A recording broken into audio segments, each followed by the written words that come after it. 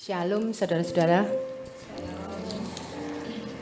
Hari ini bersama kita akan belajar firman Tuhan agar semakin hari kita semakin mengerti apa yang menjadi kehendak Tuhan dan melakukannya. Firman yang akan saya bagikan ini nangisan.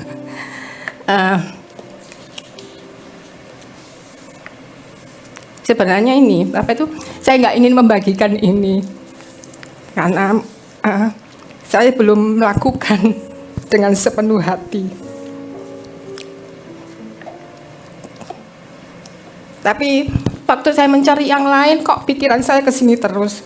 Akhirnya ya sudah, saya akan menyampaikan ini. Ternyata benar firman Tuhan itu pedang bermata dua, juga untuk saya. Maaf ya saudara, saya itu nangisan.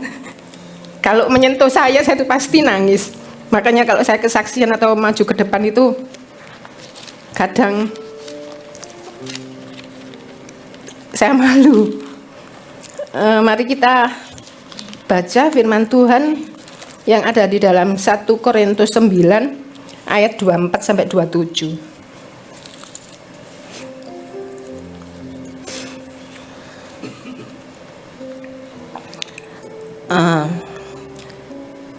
1 Korintus 9 ayat 24 sampai 27, demikian firman Tuhan. Tidak tahukah kamu bahwa dalam gelanggang pertandingan semua peserta turut berlari, tetapi bahwa hanya satu orang saja yang mendapat hadiah. Karena itu larilah begitu rupa sehingga kamu memperolehnya. Tiap-tiap orang yang turut mengambil bagian dalam pertandingan menguasai dirinya dalam segala hal. Mereka berbuat demikian untuk memperoleh suatu mahkota yang fana, tetapi kita untuk memperoleh suatu mahkota yang abadi. Sebab itu, aku tidak berlari tanpa tujuan, dan aku bukan petinju yang sembarangan saja memukul, tetapi aku melatih tubuhku dan menguasainya seluruhnya, supaya sesudah memberitakan Injil kepada orang lain, jangan aku sendiri yang ditolak. Saudara, seringkali ya kita itu melihat banyak orang itu mengambil gambar dirinya, yaitu selfie di tempat-tempat yang menarik, di tempat-tempat yang viral, bahkan di tempat-tempat yang menantang. Tapi mereka lupa, mereka tidak mempersiapkan dirinya untuk mengerti bagaimana caranya agar gambar yang akan mereka ambil itu dapat berjalan dengan baik. Jadi kebanyakan orang itu fokus pada pengambilan gambar. Akhirnya kita akan sering melihat di sosial media itu, entah di Facebook, di IG, di sosial media lainnya ya, bahkan di TikTok itu orang-orang yang selfie itu banyak mengalami celaka ya, bahkan sampai membawa kematian. Ada yang terperosok ke dalam jurang, ada yang terjungkal sampai membawa kematian. Karena mereka hanya fokus di dalam pengambilan gambar. Mereka lupa untuk bagaimana caranya mereka untuk mengambil gambar dengan baik, sehingga mereka melupakan keselamatan jiwanya. Demikian halnya dengan pengkabaran Injil, saudara-saudara. Yang dilakukan banyak orang itu fokus pada pengkabaran Injilnya, fokus kepada pemberitaan Injil. Mereka lupa bahwa bagaimana kita itu dapat menghidupi Injil itu sendiri. Banyak orang yang berdoa, Tuhan pakailah saya, bekerjalah melalui saya. Tapi ada berapa banyak orang yang berdoa, Tuhan bekerjalah dalam gimana ya, bekerjalah dalam hidup saya, bekerjalah di dalam saya. Sebenarnya sebelum kita itu dipakai Tuhan, sebelum Tuhan itu dipakai untuk sebagai alatnya, terlebih dahulu Tuhan itu bekerja di dalam kita. Coba kita baca di dalam Filipi 2 ayat 13. Filipi 2 ayat 13.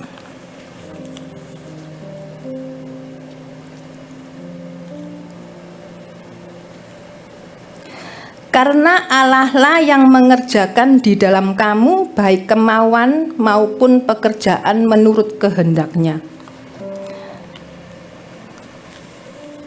Oleh karena itu saudara, izinkan Tuhan itu bekerja di dalam kita, supaya kita itu dapat sepenuhnya taat, dapat sepenuhnya melakukan apa yang menjadi kehendak Tuhan. Kita itu memerlukan karya Tuhan di dalam kita, yaitu keinginan maupun perbuatan kita. Dalam ayat yang ke-24, kembali yang ke 1 Korintus tadi, dikatakan bahwa hidup kita itu seperti pertandingan berlari. Jadi kita ini sebagai peserta pertandingan ya saudara, tentunya kita itu harus mempersiapkan diri kita. Jadi pola hidup kita itu tentunya tidak sama dengan orang yang tidak mengikuti pertandingan. Kita itu harus melatih, salah satunya mempersiapkan diri itu dengan seorang pelari itu kan nggak bisa gemuk ya. Pelari itu kan pasti langsing-langsing. Coba kita lihat gajah, apa bisa melawan kancil? Kan nggak bisa ya, karena gajah itu kan besar. Tentunya dia tidak bisa lari sekencang kancil. Oleh karena itu yang mengikuti lomba ini pasti mempersiapkan tubuhnya, mempersiapkan dirinya. Dia akan berjuang bagaimana dia harus dalam kondisi tubuh yang stabil. Dia tidak akan sembarangan makan ya saudara. Ia akan mungkin ada aturan bagaimana takaran-takarannya itu mungkin pasti ada. Walaupun itu suatu saat mereka itu dapat undangan gratis untuk makan di suatu tempat yang terkenal di dunia, makanan yang sangat lezat di seluruh dunia, dan mereka boleh sepuasnya untuk menikmatinya. Kalau mereka ingin memenangkan pertandingan itu, pasti mereka menolak undangan itu. Ya tidak akan membiarkan tubuhnya ini terkontaminasi, bahwa apa yang sudah direncanakan ini akan tidak seperti yang diinginkan, akan menambah lemak, atau mungkin dia tidak bisa lari sekencang kancil ya saudara ya. Dia pasti akan berusaha untuk diet.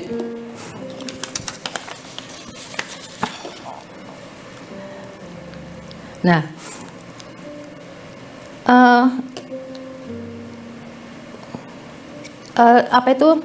dengan demikian itu seorang yang ikut lomba, dia akan pasti mengendalikan dirinya. Dan bukan hanya mengendalikan diri dalam hal makanan, tapi mereka juga akan berlatih di tempat-tempat yang tidak biasa. Mungkin dia kalau berlatih di Surabaya gitu mungkin sudah biasa kalau orangnya di Surabaya. Dia pasti di tempat-tempat yang tidak biasa. Mungkin di Malang yang hawanya dingin, di tempat-tempat tanjakan yang agak tinggi, atau mungkin di suhu yang panas, bahkan suhu yang ekstrim. Karena apa? Karena suatu saat kalau dia harus bertanding di suatu tempat yang lain yang tidak biasa dia tinggal, dia akan bisa menyesuaikan dirinya. Kalau dia hanya berlatih di tempat yang lempeng aja, suatu saat dia lomba di suatu negara yang panas, suatu negara yang naik turun medannya, ia tidak akan bisa memenangkan lomba itu karena dia belum terbiasa dan tidak pernah melewati tempat-tempat yang tinggi, suhu yang ekstrim, mungkin yang sangat panas atau yang sangat dingin. Semua itu dia lakukan, dia berlatih untuk semuanya itu. Demikian juga saudara, kalau kita itu memberitakan Injil, kita juga harus menguasai diri kita dalam segala hal ya saudara.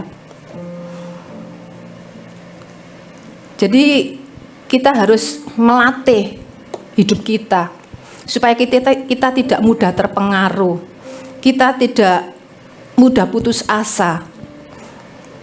Sebagai pemberita Injil itu mungkin kalau mukanya ketus, mungkin kayak saya kan kurang senyum ya saudara. Mukanya ketus, terus mudah tersinggung, mudah marah, irian. Bagaimana mungkin Injil yang disampaikan oleh mereka yang seperti ini akan dapat tersampaikan pada orang lain?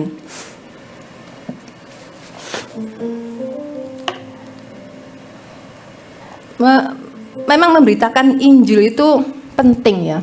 Tapi lebih penting lagi sebelum kita memberitakan Injil itu,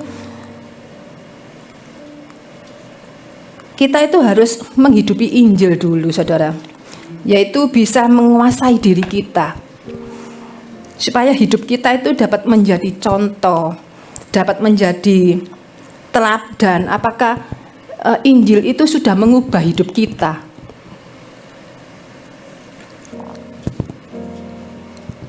Selama ini kan waktu saya mau menyampaikan ini itu sebenarnya saya juga gimana ya, apa yang saya sampaikan ini sebenarnya belum ada di dalam saya saudara. Saya mau mencari yang lain tapi kok pikiran saya itu ada di sini. Jadi sebenarnya saya mau menyampaikan ini ya ada sedikit kayak ya malu ya gimana gitu ya.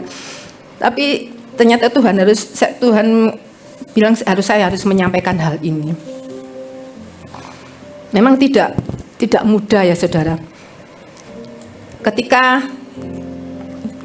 kita menyampaikan firman, ketika kita menginjili orang lain, tapi ada batu sandungan di dalam kehidupan kita. Oleh karena itu kita harus melatih diri kita. Kita harus berjuang. Di sini dikatakan di samping harus menguasai diri untuk meraih mahkota, kita harus mempunyai tujuan ya saudara.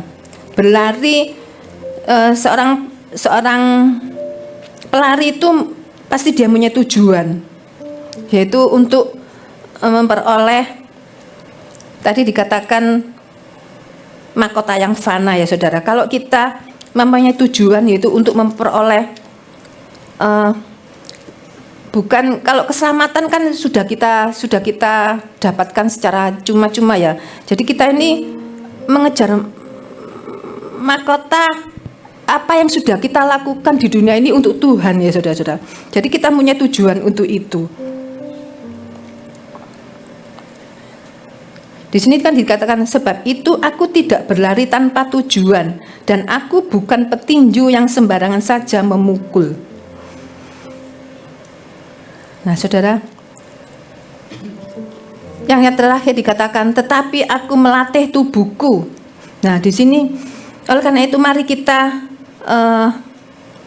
melatih diri kita ya saudara, supaya kita itu dapat menguasai diri. Ketika kita semua memberitakan Injil, ketika kita semua menyampaikan firman Tuhan, janganlah akhirnya kita sendiri yang ditolak.